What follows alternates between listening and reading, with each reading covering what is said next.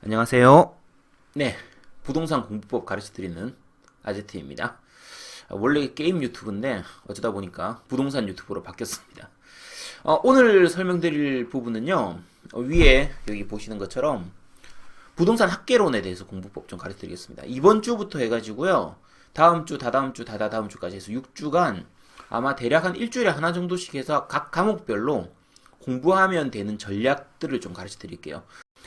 자, 일단 오늘 설명드릴 게 이제 예시로 좀 몇 가지를 들어드리고 공부해야 될 파트 이런 것들을 좀 말씀을 몇 개를 좀 드리긴 할 텐데 후반부까지 다 하면 너무 길어지고요. 이제 앞부분만 좀 설명을 드릴 텐데 그러니까 이런 식으로 공부하면 된다 이걸 제가 좀 말씀드릴 거예요. 근데 이제 처음 공부 시작한 분들은 오늘 설명드리는 부분을 말씀드려도 야 그게 뭐야 저런 내용도 있어? 이럴 분도 많으실 거예요. 그냥 대략 이런 게 있다라는 것만 알아두시고 전체적인 틀, 기본적인 공부해야 되는 원칙만 좀 봐두시고요. 나중에 어느 정도 본인이 부동산 학개론 공부를 좀 하고 나서 기초라든지 기본 강의를 듣고 나서 그때 다시 이 동영상을 보면 아 이게 이거구나 라고 좀 아실 수 있을 거예요. 아마 지금 처음 공부하는 분이 아니라 작년에 한번 공부했던 분인 것 같으면 이거 보자마자 바로 아 그래 이 부분 이렇게 바로 아실 거거든요. 그러니까 일단은 가볍게 듣고 넘겨주시기 바랍니다. 자, 일단 바로 들어가도록 하겠습니다. 기본 원칙부터 먼저 말씀을 드리도록 할게요. 자, 그러면 세부적인 원칙 가르쳐 드리겠습니다. 딱 세 가지만 기억하시면 돼요. 첫 번째는 학개론은 버릴 걸 버려야 사는 과목이에요. 버려야 사는 과목입니다. 그리고 두 번째 원칙은 이해 없이 암기만 하시면 안 돼요. 암기를 하되 꼭 이해를 하고 암기를 해야 됩니다. 다른 과목도 비슷하긴 하지만 학개론은 특히나 그래요. 이해 안 하고 암기만 하면 문제를 못 풉니다. 꼭 이해를 하고 암기를 하든지 하다못해 암기는 못해도 이해는 해야 돼요. 요거는 좀 알아두시도록 하시고요. 세 번째 원칙은 학개론은 파트별로, 테마별로 공부하면 되는 과목이에요. 그래서 이제 숲을 보느냐, 나무를 보느냐라고 했을 때 숲이 아니라 나무를 보는 과목입니다. 요거는 과목마다 차이가 있는데 세부적인 부분은 세부 내용으로 들어가서 말씀드리겠습니다. 일단 먼저 첫 번째 버려야 산다.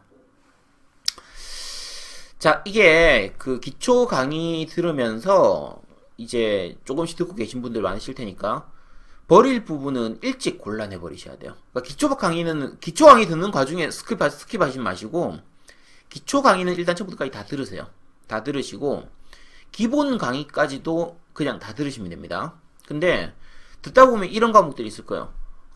도저히 이해가 안 되는데 이런 부분도 있으실 테고 이해는 되는데 이게 암기가 잘 돌아서면 또 까먹고 볼 때는 알겠는데 돌아서면 또 까먹고 이런 과목도 있고 그 부분도 있고 보는 동안에도 모르겠고 두 번 세 번 들어도 모르는 부분도 있을 거예요. 여기서 진짜 어려운 부분이나 모르겠다 싶은 부분은 좀 잘라내야 돼요. 그러니까 그 기본 과정까지 듣고 나서 도저히 이해가 안 된다라고 하는 부분은 학개론에 한해서는 심화 과정에서는 아예 안 들어도 돼요. 아예 버려도 됩니다. 제일 대표적인 게 이제 계산 문제인데 계산 문제가 아니라도 말이 도저히 이해가 안 되고 납득이 안 된다. 저게 도저히 안 와닿는다. 그런 부분들은 한 4번, 5번까지 들어보고 안 되면 그냥 포기하시는 게 낫습니다. 그러니까 4번, 5번 들으라는 건 기초 기본 과정에서 잘 이해가 안 되는 부분은 반복해가지고 2번, 3번씩 들어보셔야 돼요. 학개론은 그렇습니다. 그렇게 해서 2번, 3번 들어도 도저히 모르겠다. 그럼 심화 때는 그 파트는 아예 듣지 마세요. 그냥 포기해버리세요. 어쩔 수 없어요. 그건 진짜 어쩔 수가 없습니다. 그래서, 그러니까, 요거는 공부를 좀 쉽게 하기 위한 노하우예요. 그러니까, 어려운 부분을 너무 다 하려고 해버리면, 욕심을 내가지고 다 하려고 해버리면, 학개론 과목 자체가 너무 어려워지게 됩니다. 그래서, 학개론에서는 진짜 어려운 부분은 좀 추려내고 나면, 나머지 부분들을 쉬운 부분 중심으로 해서 대신에 쉬운 부분은 확실하게 알아야 돼요. 그러니까 어려운 부분 두세 번 볼 시간에 차라리 쉬운 부분을 네다섯 번을 더 봐버리면 쉬운 부분을 확실하게 맞출 수 있게 돼요. 그래서 그런 전략으로 가야 됩니다. 그래서 버릴 건 버려야 남은 부분을 확실하게 맞출 수 있어요. 그러니까 대표적인 게 이제 투자론 부분에서 이거 계산 문제들이에요. 자, 계산 문제가 좀 약간 말이 많은데 자, 여러분들 강의 들어보면 교수님들도 이게 좀 갈려요. 계산 문제를 버리라고 하는 교수님도 있고요. 계산 문제 버리면 안 된다고 하는 교수님도 있어요.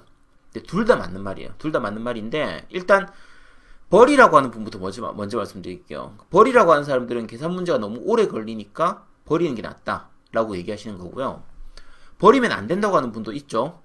버리면 안 된다고 하는 분들은 보통 부동산 학개론에서 계산 문제가 한 7문제에서 8문제 정도 나옵니다. 대략 한 8문제 정도 나오는 편인데, 그러면 점수로 따지면 20점이에요. 100점 만점인 과목에 100점 만점에 60점을 맞아야 되는 과목에서 20점을 버리면 어떻게 시험에 합격하냐. 이게 이제 그분들 논리거든요. 얼핏 들으면 맞는 말처럼 들려요. 근데 실제로는 아닙니다. 그러니까 계산 문제 중에서 계산 문제를 다 버리는 건 아니고요.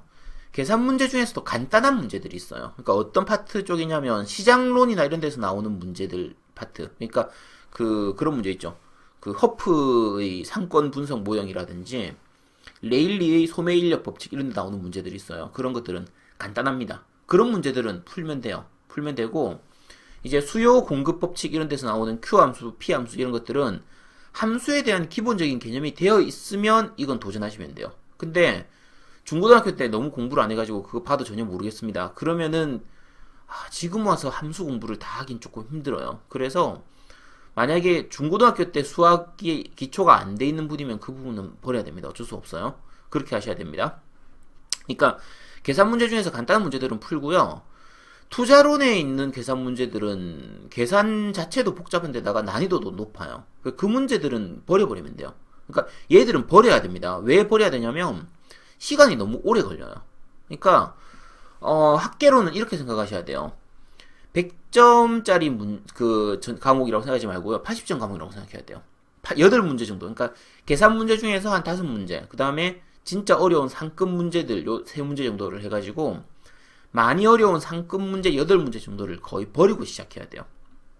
그러면 우리가 공부를 하면서 문제를 딱 보자마자 이게 상급 문제인지 중급 문제인지를 볼 수 있는 눈을 익히셔야 되는 거예요. 그러니까 기초 기본 과정을 가면서 이 부분은 내가 좀 어려운 부분이네. 이 부분은 어려운 문제구나 하면, 예를 들면 이제 조순전후, 매순전후 이런 거 나오는 거, 그 부분, 파트 부분, 뭐 무슨 승수법 어쩌고저쩌고 하는 그런 것들에서 아예 어렵다 싶으면 처음부터 체크해두고 날려버리세요.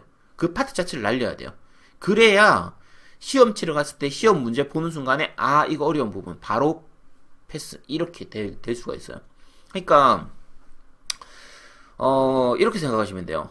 우리가 학계로는 기본적으로 50분 동안, 그러니까 100분 동안 학계로 민법을 다 풀어야 되니까 학계로는 50분 동안 40문제를 풀죠. 40문제를 풀고 그게 100점 만점에 60점을 넘어야 되는 과목. 이렇게 우리가 생각을 하잖아요. 그렇게 생각하지 마세요. 그러니까 아예 그 8문제를 다 버린다. 실제로는 8문제 찍으면 한두 문제는 맞추겠죠. 근데 그냥 다 버린다고 치고, 자, 처음 생각을 어떻게 해야 되냐면 40분 동안 32문제를 80점 만점이라고 생각하시고 그 중에서 60점을 넘겨야 되는 과목. 요렇게 생각하셔야 돼요. 이제 그러면 이제 또 이렇게 생각할 수도 있겠죠. 야이씨, 너 100점 만점에 60점 맞는 것도 어려운데 80점 중에서 60점 만점 어떻게 맞추냐 그걸. 그러면 더 어려워지는 거 아니냐? 아닙니다. 방금 뺀 그러니까 그 20점이 8문제가 어려운 놈 8문제를 버렸거든요. 그러면 남은 32문제는 쉬운 문제들만 남게 돼요. 쉽거나 중간 정도. 그러니까 차라리 어려운 문제를 깔끔하게 버리고 남은 문제들을 확실하게 집중을 하는 거예요.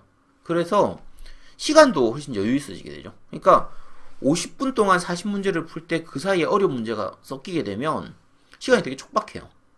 근데 40분 동안 32문제를 풀 때 어려운 문제가 별로 없거든요. 그러면 훨씬 빨리 풀 수 있게 돼요. 시원시원하게 풀리게 되죠. 그래서 오히려 이게 더 이익입니다. 그러니까 1차 시험에 대해서는 꼭 기억하셔야 되는 게 학계로는 이제 마킹하는 시간 빼고 그냥 40분 이내에 꼭 풀어야 됩니다. 이건 기본 원칙이에요. 학계론을 40분 이내에 끝내야 민법을 끝까지 풀 수 있어요.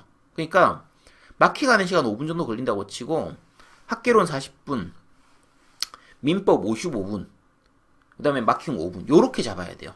그래야지 시험이 좀 순탄하게 끝납니다. 학계론을 50분 만에 풀어버리면 민법에서 말려요. 그러니까 민법은 시간만 들이면 풀 수 있을 문제를 시간이 없어서 못 푸는 이런 경우가 많이 생기는데 학계론은 시간 들이고도 못 푸는 경우가 많거든요. 시간 들이고도 틀리는 이런 경우가 되게 많기 때문에 그런 거 좀 조심하셔야 돼요. 그리고 학교로 내는 계산 문제에서 제가 지금 넘기라고 했잖아요. 요 문제들은 나중에 다시 와서 풀 생각도 하지 마세요. 그냥 비워두고요. 나중에 이 문제 다 풀고 나서 학교로 문제 다 풀고 나서 제일 답이 적었던 숫자로 해서 찍든지 아니면 그냥 4번 아니면 5번 찍으세요. 4 아니 뭐한 4개는 4, 5, 4개는 5 이렇게 찍든지 아니면 4로 다 밀어버리든지 5로 다 밀어버리든지 차라리 그렇게 하세요. 계산 문제는 거의 4번 아니면 5번이 답입니다. 그거는 이제 계산 문제를 내는 사람들이 심리상 답을 4번 또는 5번에 놔둬요. 가끔 3번도 있고요. 1번인 경우는 거의 없습니다. 그래서 그냥 4번 아니면 5번 이렇게 찍으시면 됩니다. 그래서 학개론의 원칙 첫 번째, 버릴 걸 버려야 산다. 버려야 됩니다. 자, 두 번째 원칙은 이해 안 하고 암기하는 것은 미친 짓입니다. 꼭 이해를 하고 암기를 하시도록 하세요. 그러니까 제일 좋은 거는 이해도 하고 암기도 하는 거고요. 두 번째로 좋은 거는 이해는 했는데 암기를 다 못한 거. 요거는 그나마 괜찮아요. 요거는 시간은 좀 걸려도 문제를 풀 수는 있어요. 제일 최악은 이해는 못하고 암기만 한 거예요. 그러니까 이제 교수님들 중에서 가끔 이런 사람도 있습니다.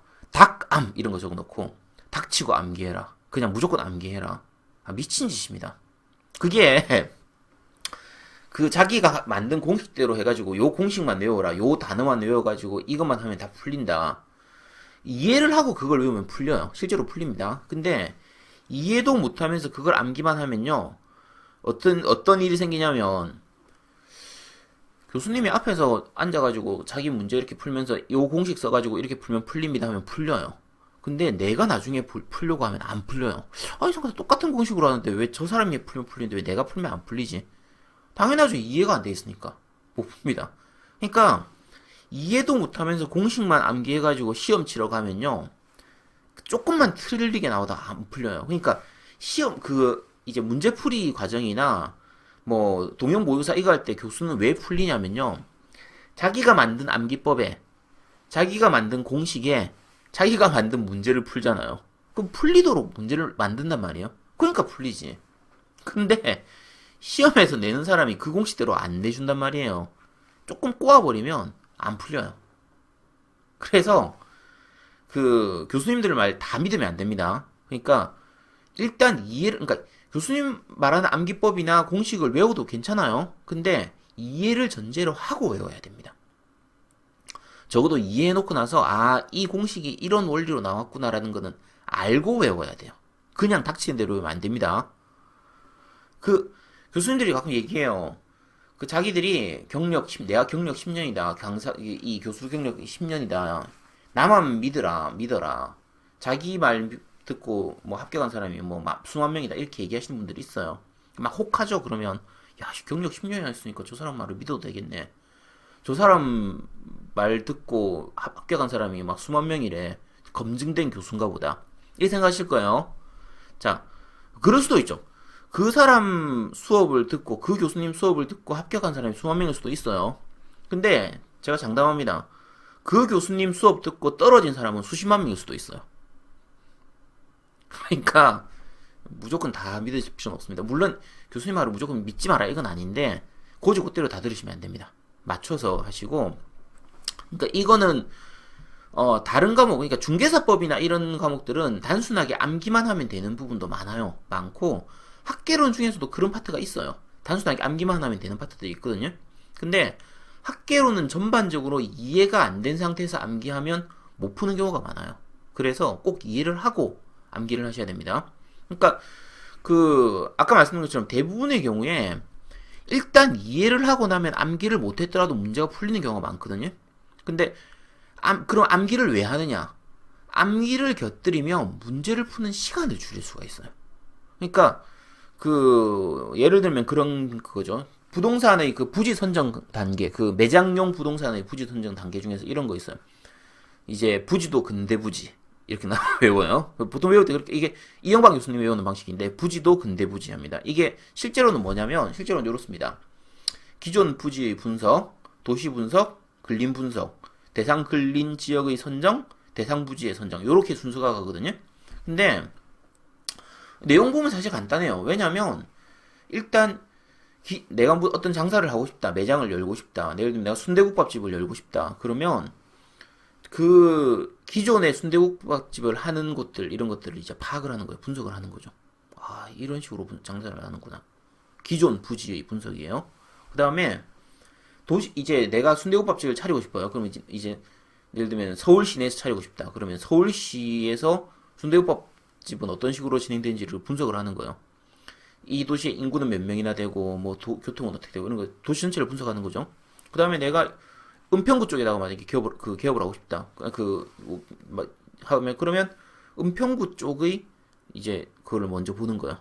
그쪽에 순대국밥집은 얼마나 많은지, 순대국밥집을 좋아하는 사람들이 많은지 아닌지 보고 이제 대략 이제 은평구의 어느 한 동네에 내가 무슨 동인지 모르겠고요. 무슨 동에 내가 이제 순대국밥집을 차리고 싶다. 그러면 그 대상 근린 지역, 그 근처에 있는 지역을 보는 거예요. 이 동네 사람들이 좀 잘 사는 사람들이 많은지 못 사는 사람들이 많은지 순대국밥집을 좋아할 만한 사람들이 많은지 없는지 입이 고급이라서 국산 소고기는 먹어도 순대국밥은 안 먹을 수도 있잖아요. 그런 거 이제 보는 거예요. 그 다음에 내가 요 자리에 하고 싶다. 그러면 그 부지를 선정해가지고 확인을 하는 거죠. 이런 식으로 하면 그러니까 기존 부지의 분석, 도시 분석, 근린 분석, 대상 근린 지역의 선정, 대상 부지 선정 이런 식으로 순서대로 가는 거거든요. 근데 설명하면 간단하잖아요. 시험 치러 갈 때 가서 그거 생각하고 있으면 너무 오래 걸린단 말이에요. 그래서 이해할 때는 요거 다 이해해서 하더라도 외울 때는 부지도 근대 부지 해버리면은 시험 문제는 빨리 풀리게 돼요. 그러기 위해서 하는 거예요. 마찬가지로 그 거미집 모형에서 수탄수, 공탄발 이런 거 있어요. 그러니까 수렴형인지 발산형인지 찾을 때 거미집 모형에서 수요가 더 탄력적이면 수렴형, 공급이 더 탄력적이면 발산형 이렇게 되거든요. 그러면 줄여가지고 수탄수, 공탄발 이렇게 외우면 되는데 요것도 마찬가지로 그래프를 함수의 그래프를 그려보면 그린 다음에 이제 이렇게 그림 그려보면 왜 이게 수렴형이 되는지 왜 발산형이 되는지를 알 수는 있어요. 알 수는 있는데 시험 치러 가서 그 그래프 그리고 앉아 있으려면 너무 오래 걸리잖아요. 그러니까 아예 외우는 거예요. 수탄수, 공탄발 해서 시험 문제 풀면 그냥 바로 그냥 풀리는 거예요. 특히 요쪽 같은 경우에는 시험 문제가 어떤 식으로 나오냐면 자 이렇게 친절하게 나오면 참 좋겠죠. 자 수요가 탄력적이면 수렴형일까요? 뭐 발산형일까요? 이렇게 나오면 참 좋은데 이게 아예 실제 시험에서는 Q 함수, P 함수 형태로 나오는 경우도 많아요. 그러니까 Q 이꼴 뭐뭐 P 어쩌고저쩌고 Q1 이꼴 P1 어쩌고저쩌고 뭐 이런 식으로 문제가 나오는 경우가 많단 말이에요. 그래서 함수의 계산식을 보고 이게 수요가 탄력적인 건지 아니면 뭐 비탄력적인 건지 그걸 바탕으로 해서 수렴형인지 발산형인지 이걸 맞춰야 되는 문제가 많기 때문에 아까 얘기한 것처럼 그래프 그려가지고 이렇게 가버리면 너무 오래 걸리는 경우가 많거든요. 그래서 요런 거는 외워둬야 돼요. 근데 방금 말씀드린 것처럼 이해가 안 된 상태에서 단순히 글자로 수탄수 공탄발하면 함수 문제는 못 풀어요. 함수 문제를 보고 이게 수요가 탄력적인지 아닌지를 알 수가 없으니까 글자로 수요가 탄력적이면 이렇게 안 주는 경우가 많단 말이에요. 그래서 아까 얘기한 것처럼 이해를 하고 외우셔야 됩니다. 그냥 단순 암기로는 안 됩니다. 안 되고요. 자, 이제 세 번째 원칙. 학계로는요, 숲을 보는 게 아니고 나무를 봐야 되는 과목이에요. 그러니까, 전체 과목, 요거는 미리 먼저 말씀드릴게요. 지금 이제 학계로는 제일 처음 하니까. 그 공인중개사법 전체 과목 중에서 이제 전체 뼈대가 중요한 과목이 있고요. 나무보다 숲을 봐야 되는 과목이 있어요. 요거 대표적인 게 공시법이나 세법이에요. 요쪽은 전체 흐름을 짚는 게 더 중요합니다. 세부적인 하나하나 이게 숫자 하나 이게 중요한 게 아니고 전체적인 물론 숫자도 외워야 되는 파트가 있긴 한데 과목 전체의 흐름이 전체 뼈대를 먼저 잡는 게 중요해요. 공시법에서는 왜 공시를 하는가? 공시를 하는 이유가 뭔가? 목적이 뭔가? 뭘 위해서 이렇게 하는가? 전체 흐름이 어떻게 되는가? 이게 제일 중요하거든요. 그리고 세법도 마찬가지예요. 왜 이 세금을 매기는가? 이 세금을 매기는 목적이 뭔가? 이런 거를 좀 이해를 하는 게 중요한 과목이에요. 자, 반대로 숲보다는 나무, 지역적인 테마 하나하나가 더 중요한 과목이 있어요. 대표적인 게 학개론하고 중개사법이에요. 전체 흐름을 보는 게 아니라 파트별로 진짜 조각조각 공부를 해야 되는 과목이에요. 그게 학개론하고 중개사법입니다. 그러면 민법하고 공법은 왜 어렵냐? 두 개를 다 봐야 돼요. 나무도 봐야 되고 숲도 봐야 돼요. 그래서 민법하고 공법이 오래 걸리는 거예요. 많이 봐야 되는 부분이고. 근데 어쨌든 학개론은 요건 다른 과목들에 대한 부분은 각 과목별 전략 설명할 때 그때 말씀드릴게요. 다음 시간에 말씀드리겠습니다. 근데 일단 학개론 같은 경우에는 테마별로 공부하면 돼요. 이게 훨씬 편합니다. 그리고 에듀윌 기준으로 말씀드리면 에듀윌에서 이영만 교수님이 이 테마를 되게 잘 짜는 편이에요. 교환 자체가 그렇게 테마별로 교환이 돼 있거든요. 그래서 공부하기 좀 편한 편입니다. 그래서 이영만 교수님이 수업을 재밌게 하진 않는데 그 교환 자체가 잘 돼 있어요. 테마를 이렇게 잘 나눠져 있기 때문에 그렇게 공부하시면 됩니다. 자, 그러면 이제 요렇게 방금 말씀드린 것처럼 세 가지 원리를 기준으로 공부를 하시고요. 간단하게 지금 제가 전체 내용을 다 말씀드릴 수는 없고요. 간단하게 학개론에서 공부해야 되는 부분들을 좀 약간 짚어드릴게요. 전체 다 짚어드릴 수는 없고 그냥 요런 식으로 짚어서 공부하면 된다는 것만 알아두시면 됩니다. 세부적인 내용은 이제 다른 교수님들 강의 수업 들으시도록 하세요. 제가 그것까지 다 하기엔 시간이 너무 많이 걸리니까. 자, 예를 들면 부동산 총론 부분에서는 부동산 학 서설은 시험에 잘 안 나와요. 요거는 혹시 나오더라도 그 부동산의 특성 뒤에 나오는 부동산의 특성하고 섞여서 나오므로 강의는 그냥 들으시고 편하게 들으시고 따로 깊이 공부하실 필요는 없습니다. 그 다음에 부동산 개념으로 들어가면요. 뒤에 보면 그런 거 있어요. 대지, 택지, 부지, 뭐 무슨지 해서 나오는 거 있거든요. 그건 매년 나와요. 그건 무조건 외우세요. 그건 무조건 봐두셔야 됩니다. 이해해 두시도록 하고 뭐 후보지하고 이행지의 차이라든지 뭐 필지하고 획지의 차이 이런 것들 그냥 그거는 매년 나오는 거거든요. 그거는 알아두시면 됩니다. 또 그 다음에 이제 부동산 특성 파트 예를 들면 뭐 요거는 매년 나와요. 진짜 꼭 나옵니다. 부동성, 영속성, 뭐 부증성, 개별성, 인접성 이런 것들. 요거는 어떻게 아셔야 되냐면 문장을 그러니까 이렇게 그냥 부동성, 영속성 이렇게 나오기도 하는데 그 어떤 설명문이 나오고요. 이게 부동성하고 관련된 건지 영속성하고 관련된 건지 이걸 아셔야 돼요. 특히 요 부분은 잘 알아둬야 되는 게 요 부동산 특성이 요거로만 나오는 게 아니고요. 뒤에 나오는 다른 개념들하고 섞여서 나와요. 그래서 확실하게 이해해둬야 됩니다. 그러니까 예를 들면 인접성이 있다 쳐요. 인접성하고 부동성은 이제 부동산이 옆에 다른 거하고 같이 끼게 되고 움직일 수가 없잖아요. 부동성이에요. 요거는 외부 효과하고 연결이 돼요. 그러니까 외부 효과가 생기는 이유가 이 인접성하고 부동성이 있기 때문에 외부 효과라는 게 생기거든요. 옆에 쓰레기 이제 처리장이 생겼다고 해서 옆에 인접한 곳에 쓰레기 하천장이 생기면 내 땅값이 떨어지겠죠. 우리 집이 살기 안 좋아질 거 아니에요? 살기가 안 좋아지니까 내가 집을 옮겨야지. 집을 떼서 옮길 수가 없잖아. 부동성이니까 옮길 수가 없어요. 이게 부동성하고 인접성 때문에 외부 효과라는 게 생기는 거거든요. 그러니까 이런 식으로 이해하셔야 되는 거예요. 그래서 그런 부분들을 알아두시면 되는 거죠. 그러니까 어쨌든 그런 식으로 나중에 뒤에 가서 다른 것들 다 같이 나오니까 그런 것들은 중간중간에 좀 설명을 드리겠습니다. 자, 요게 이제 부동산 총론 부분인데 총론은 뭐 요 정도만 알면 돼요. 자, 이런 부분만 알면 된다는 거예요. 제가 지금 설명드린 게 끝이 아니고 수업 그렇게 제대로 들으시면 돼요. 자, 강론 쪽으로 들어가면요. 경제론에서 나오는 수요 공급 이론은 무조건 나와요. 그리고 이거는 학개론 전체에 걸쳐가지고 조금씩 계속 나오기 때문에 수요 공급의 부분은 확실하게 아셔야 됩니다. 완전히 숙지를 해야 돼요. 여기서 숙지를 하고 가야 뒤에 편해집니다. 다른 부분을 공부할 때도 편해져요. 그러니까 그 다음에 뭐 수요하고 수요량의 차이라든지 이제 뭐 수요 변화하고 수요량의 변화, 이 그래프 변화하는 거 있잖아요. 그거 다 알아두셔야 돼요. 그러니까 이게 처음 들을 때는 용어가 익숙하지가 않으니까 좀 잘 이해하기 힘든데 용어를 먼저 익히셔야 돼요. 그래서 계속 듣다 보면 익힙니다. 따로 이렇게 용어를 공부하는 게 아니고 두 번, 세 번, 네 번 듣다 보면 이제 용어가 좀 와닿게 돼요. 공급 부분도 마찬가지고. 그러니까 예를 들면 공급 같은 경우에는 부동산 공급이 일반적인 다른 재화들하고 어떻게 다른지 이 차이를 중심으로 하셔야 돼요. 요 부분이 아까 말했던 부동산의 특성하고 관련된 부분이에요. 특성 파트하고. 그러니까 쉽게 생각하면 이제 아까 부동산의 특성에서 부증성이 있잖아요. 더 늘어나지 않는다. 땅이 더 늘어나지, 땅이 막 이렇게 점점 막 증폭돼가지고 막 확산되고 이러진 않잖아요. 땅은 딱 그대로 있다면 더 늘어나지가 않거든요. 그러니까 더 늘어날 수가 없기 때문에 물리적인 공급이 당연히 불가능해요. 근데 요거는 이제 땅을 기준으로 한 거고, 건물은 늘어날 수 있겠죠. 예를 들면 2층짜리 건물인데 이걸 허물고 10층짜리 건물을 올릴 수는 있잖아요. 그러면 원래 두 층밖에 없던 게 10층으로 늘어났잖아. 근데 오래 걸리겠죠.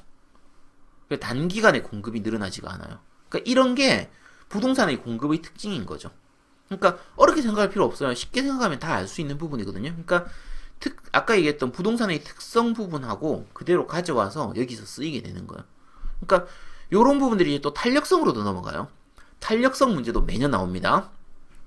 수요하고 공급의 그 가격 탄력성에 대한 부분이라든지 이런 게 함수로 표시되거든요. 그래서 아까 말씀드린 것처럼 그 중고등학교 때 함수를 좀 공부했던 분들, 수학을 그래도 기본적인 건 공부했던 분들은 이 부분이 되게 쉽게 느껴질 거예요. 근데 그 부분이 이해가 안 되는 사람은 Q 이꼴 뭐 A 어쩌고저쩌고 이게 기울기가 뭐니 어쩌니 2를 넘어가면 기울기가 뭐 수직에 가깝고 1 이하면 수평에 가깝고 이런 게 탄력적이고 비탄력적이니까 하나도 이해가 안 될 거예요. 그게 뭔 소리야 싶을 거예요.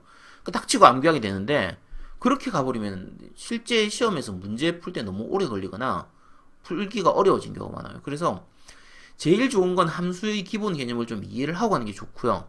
도저히 모르겠다 그러면은 어쩔 수 없어요. 포기하시든지 아까처럼 그냥 모르고 외워도 되는데 그러면 시험 문제를 시간은 오래 잡아먹고 정답은 놓치는 경우가 많기 때문에 뭐 아예 제대로 공부하려면 제대로 공부하고 아니면 포기하시는 게 낫습니다. 어쨌든 요런 가격 탄력성 부분도 부동산의 약간 부증성이라든지 영속성 이런 부분 때문에 실제로는 부증성에 가깝죠. 단시간 내에 공급이 안 된다고 하잖아요. 건물을 단시간 내에 올릴 수 없잖아요. 그러니까 탄력성에 있어서도 이렇게 되는 거예요. 단기간, 시간의 개념에서 짧은 기간에는 공급이 비탄력적이 되고, 왜냐면 공급을 갑자기 늘릴 수 없으니까. 장기적으로 보면은 공급이 더 탄력적이 되고, 그러니까 단기에는 비탄력적, 장기에는 탄력적, 요렇게 되는 게 되거든요. 그러니까 이게 다 연결이 되는 거예요. 요렇게 보시면 됩니다. 그래서 파트별로 알아두시면 돼요. 그러니까 제일 처음에 나왔던 부동산의 특성은 거기서만 나오는 게 아니라 뒤에서도 계속 나오니까 거기서 충분히 숙지해 두셔야 됩니다. 부동산의 경기 변동에 대한 부분도 거의 매년 나오기 때문에 이 부분도 좀 알아두시면 되고요. 거미집 모형, 아까 얘기했던 수탄수 공탄발하는 그것도 매년 나와요. 그거 알아두셔야 되고요. 그 파트도 마찬가지로 함수를 기준으로 나오기 때문에 함수 모르면 조금 어려워집니다. 뭐 어쨌든 그렇게 알아두시면 되고요. 부동산 시장론 부분은 부동산 시장의 특성 중심으로 공부하시면 돼요. 그러니까 여기도 아까하고 마찬가지로 이제 부정성하고 관련된 부분이 예를 들면 수급 조절의 곤란성 이런 게 이제 부정성하고 관련된 부분이거든요. 그러니까 이런 게 좀 이제 부동산의 특성을 먼저 바탕으로 해서 나오는 부분이기 때문에 다 좀 봐두시면 돼요. 그러니까 부동산 시장의 특성이 결국은 부동산의 특성에서 기인돼서 나온 거니까 다른 일반적인 시장하고 이 다른 부분들 그런 거 중심으로 나오는 거거든요. 그거는 이해해 두시면 돼요. 일일이 다 암기할 필요 없고요. 이해하면 당연히 그렇게 나오는 거예요. 요거는 굳이 단어 하나하나를 암기할 필요 없습니다. 그냥 문장을 보고 아 이거는 어떤 특성이지 이렇게 그 정도만 알아두시면 돼요. 그 다음에 여가 과정에서 나오는 거. 여가 과정에서는 이제 뭐 저가주택, 고가주택의 하향여가, 상향여가, 뭐 주거분리 이런 개념도 매년 나와요. 그런 것들은 좀 알아두시도록 하고 그 다음에 뭐 효율적 시장 부분도 나오는데 효율적 시장은 이제 효율적 시장이라는 게 뭐야 해서 용어가 잘 안 익숙할 거예요. 완전 경쟁 시장 이런 거하고 또 개념이 좀 헷갈리거든요. 근데 이거는 용어가 복잡해서 그렇지 이해하고 나면 그렇게 어려운 부분은 아니에요. 그래서 그 부분은 좀 여러 번 보다 보면은 좀 익숙해질 겁니다. 근데 단어가 생소해서 좀 헷갈리기 쉬울 거예요. 뭐 그렇습니다. 그 다음에 입지지대 이론도 매년 나오죠. 지대 이론 부분 그쪽도 매년 나오니까 사람하고 연결해가지고 좀 알아두시면 돼요. 상권 이론도 마찬가지고요. 상권 이론도 뭐 예를 들면 그 레일리의 소매인력 법칙이라든지 허프의 중심지 이론 이런 것들은 문장으로 나오기도 하고 계산 문제로 나오기도 해요. 그래서 요 파트는 계산 문제로 나오더라도 그렇게 어렵진 않은 파트이기 때문에 계산 문제 중에서는 이 파트가 나오면 풀면 됩니다. 안 어려워요. 그거는 쉽게 풀리는 문제들이거든요. 쉽게 풀면 되고요. 그 다음에 입지 선정하고 관련된 부분도 자주 나옵니다. 그러니까 여기서는 상업지의 입지 선정하고요, 공업지의 입지 선정이 원리가 조금 달라요. 그래서 요걸 섞어 놓으면 헷갈리거든요. 그래서 각각으로 좀 나눠가지고 그 차이를 중심으로 좀 보시면 됩니다. 요거 섞어 놓으면 예를 들면 상업지의 특성인 것은 해놓고 공업지 갖다 놓으면 맞는 것처럼 보이니까 어디서 들어본 것 같은데 이래가지고 찍게 된단 말이에요. 요런 거 구분해가지고 봐두시면 돼요. 그 다음에 이제 정책론 쪽으로 넘어가서, 정책론 쪽은 이제 외부 효과 무조건 나오죠. 외부 효과는 무조건 나오고, 그 주택 정책 쪽에서는 뭐 보조금 정책이라든지 임대료 정책 이런 것들 나오고, 그 분양가 상한제 같은 거 있죠. 이런 것들도 나오고, 임대료 쪽도 아마 내년에는 좀 나오기 쉬워요. 올해는 이제 30회는 나오기 쉬워요. 요게 학계론 같은 경우에는 교과서에 안 나오더라도 정권의 영향에 따라서 나오는 경우가 좀 있어요. 그러니까 예를 들면 방금 말씀드린 분양가 상한제 같은 경우에 요게 옛날에 원래 있었던 거긴 한데 제대로 시행이 안 되다가 그 노무현 정부 때 2007년도에나 2006년도에나 그때 이제 그 시행을 좀 했었거든요. 그때 시행하니까 시험 문제 나온 거예요. 학계론 시험 문제 나왔어요. 그때 좀 이렇게 나오다가 중간에 다시 이명박 정부, 박근혜 정부 되면서 분양가 상한제를 거의 폐지하다시피 했잖아요. 흐지부지 해가지고 완화시켰으니까. 요러고 나니까 또 안 나와요. 안 나오다가 이제 문재인 정부로 넘어왔죠? 넘어오고 나니까 또 나오기 시작해요. 그러니까 약간은 좀 이제 그 해의 이슈가 되는 부분들에 맞춰가지고 좀 나오기도 하고 안 나오기도 하기 때문에, 정책 부분은 원래 그렇습니다. 정책론 부분은.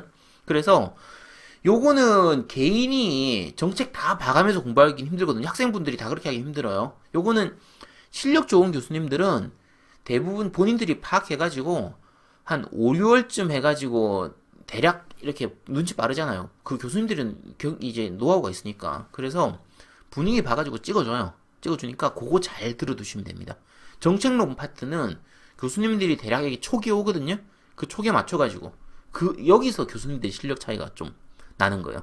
실력 없고 무식한 분들은 매년 하던 대로 똑같이 가르치는 거고, 실력 좋은 분들은 올해는 정책이 요런 게 나오니까 요런 거 아마 나올 것 같아 해서 이렇게 던져줘요. 그거 잘 받아 먹으시면 됩니다. 이제 그 다음이 이제 투자론 부분인데, 투자론 부분이 조금 문제죠. 투자론 부분이 약간 문제인 게 이제 이쪽이 계산 문제도 있고 이제 그냥 이론적인 부분으로 나오는 부분도 있는데, 이 부분은 가능하면 전체적인 윤곽 중심으로 공부하세요. 세부적인 그 계산 문제 다 풀려고 하면 너무 어려워지거든요. 시간적 여유가 되고 머리가 좋은 분들은 그거 다 해도 되고요. 시간 여유 없는 분들은 이 투자론의 계산 문제는 버리셔도 됩니다. 그러니까 이론적인 부분에서는 이런 거죠. 그냥 하이 리스크 하이 리턴. 간단한 거예요. 우리가 위험도가 크면 수익도 크겠죠. 그러니까 예를 들어 주식시장 같은 거. 주식시장하고 부동산 시장 비교하면 당연히 주식시장은 위험도가 크죠. 위험도가 큰 대신에 수익도 커요. 막 뭐 테마주 이런 거 하면은 진짜 뭐 며칠 만에 2배, 3배 이렇게 그냥 뛰잖아요. 대신에 이제 며칠 만에 반토막 나기도 하겠죠. 부동산 시장이 그런 경우는 잘 없잖아요. 그러니까 위험도가 크면 수익도 크고, 위험도가 낮으면 수익도 낮은 게 대부분이에요. 우리가 생각을 하는 거야. 좀 위험도도 낮고 수익도 높은 거 없나? 그런 거 있으면 참 좋을 텐데. 있으면 좋겠죠, 이론적으로는. 근데 위험도가 낮고 수익이 높으면요, 너도 나도 다 여기에 투자할 거 아니에요. 그러면 거기에 투자하려는 사람들이 많아지니까 결과적으로는 수익률이 낮아지게 돼요. 그래서 어쨌든 시장에 있는 거는 하이 리스크 하이 리턴, 로우 리스크 로우 리턴이에요. 그러면 요런 거에 맞춰가지고 수익하고 위험도의 관계들에 따라서 이제 봐두시면 돼요. 그러니까 포트폴리오를 짜는 거라든지 뭐 효율적 프론티어 이런 것들이 요 개념에서 나오는 것들이거든요. 그러니까 요런 것들을 좀 알아두시면 돼요. 요거는 굳이 암기다 하려고 하실 필요 없고요. 그냥 이렇게 그냥 전반적으로 두루뭉실하게 이해만 좀 해두시면 됩니다. 여기서 나오는 용어 중에서 뭐 체계적 위험, 비체계적 위험 이런 단어도 나오는데, 이 부동산 쪽에 나오는 그 용어들 같은 경우에는 일본 쪽 용어를 그대로 가져오는 경우가 많다 보니까 해석을 하면은 좀 이상한 경우가 많아요. 이게 대표적인 게 방금 말씀드린 그 체계적 위험, 비체계적 위험인데, 실제로 체계적 위험이 그 단어가 영어로 하면은 그거예요. 시스테미컬한 리스크를 얘기하거든요. 근데 시스템 하니까 이제 체계적 하고 이제 인시스테미컬이었나? 어쨌든 뭐 언시스테미컬인가? 어쨌든 안 체계적인 이걸로 해서 그렇게 그 해석을 한 건데 실제로 시스템에서 어떤 의미가 있냐면 전체적인 거란 뜻이에요.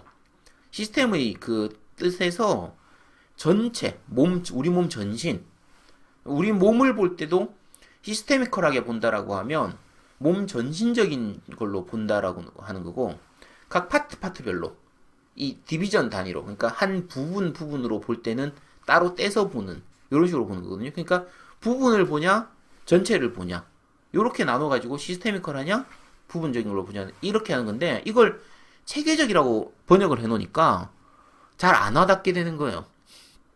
그러니까 내용을 어느 정도 파악하고 왜 이런 단어가 나왔는지를 좀 알고 보면은 쉽게 이해를 할 수 있는데 물론 이제 이런 것까지 다 세부적으로 파고들어서 이야기는 힘들어요.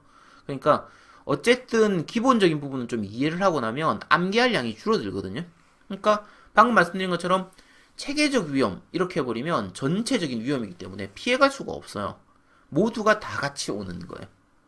비체계적인 위험은 부분적인 거란 거예요. 그러니까 체계적이라고 하지 말고 사실은 전체적, 비전체적 이렇게 했었어야 돼요. 아니면 전체적 또는 부분적 위험 이렇게. 그러면 쉽게 생각하면 전체적 위험은 다 같이 오는 거기 때문에 내가 피할 데가 없어. 모두가 다 막는 거니까. 부분적 위험은 요 부분만 위험한 거니까 얘 피하면 돼요. 얘 피할 수 있는 위험이죠.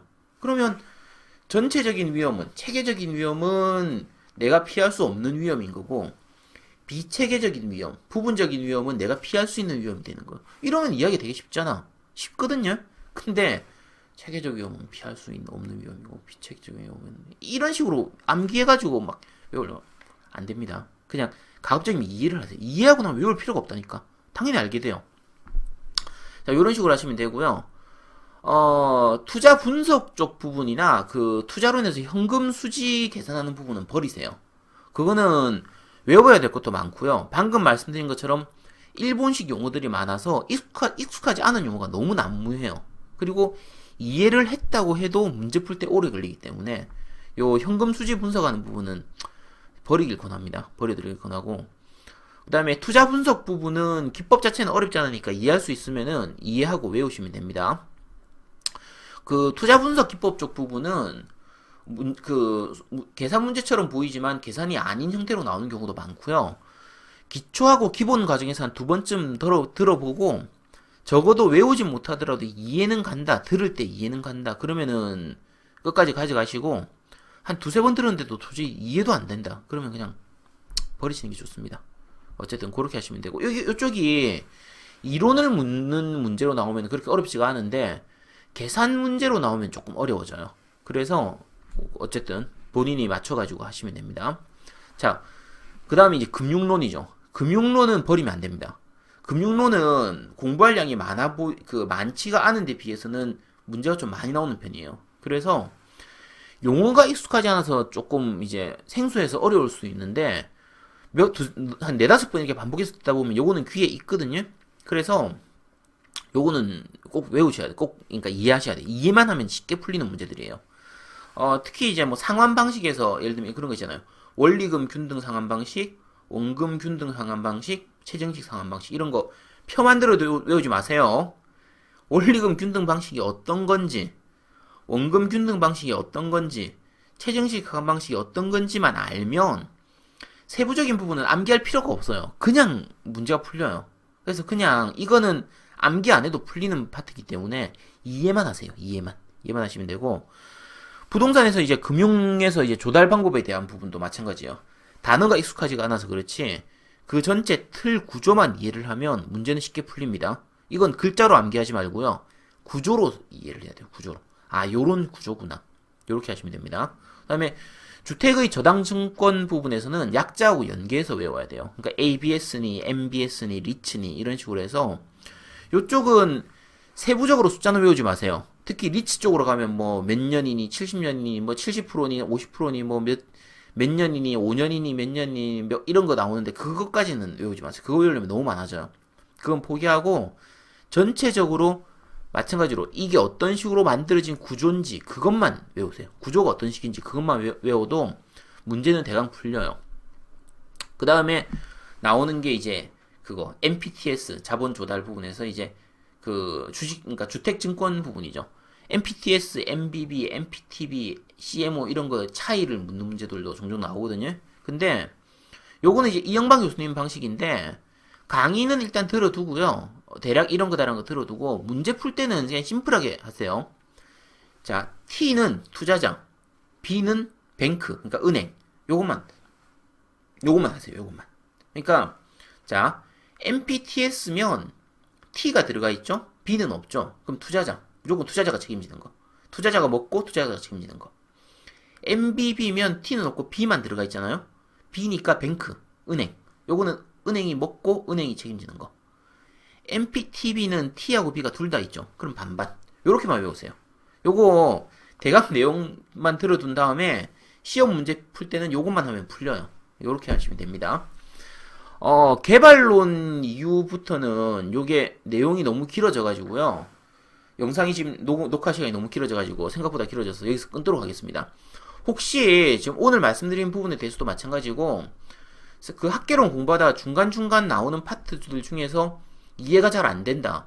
교수님은 뭐라 말하는데 나는 뭔 말인지 못 알아듣겠다. 이런 부분 있으시면 그 질문 올려주시면 제가 보고 그 답변 드릴 수 있는 부분들은 답변 드리거나 쉽게 이해할 수 있는 부분은 쉽게 이해하도록 가르쳐 드리거나 아니면 그냥 포기해야 될 부분은 제가 포기하라고 말씀드리겠습니다. 그러니까 혹시 궁금한 거 있으시면 물어보시도록 하시고요. 오늘 영상은 여기까지 하도록 하겠습니다. 생각보다는 조금 길어졌어요. 제가 한 10분, 15분 정도로 그냥 짧게 하려고 했는데 약간 길어졌고요.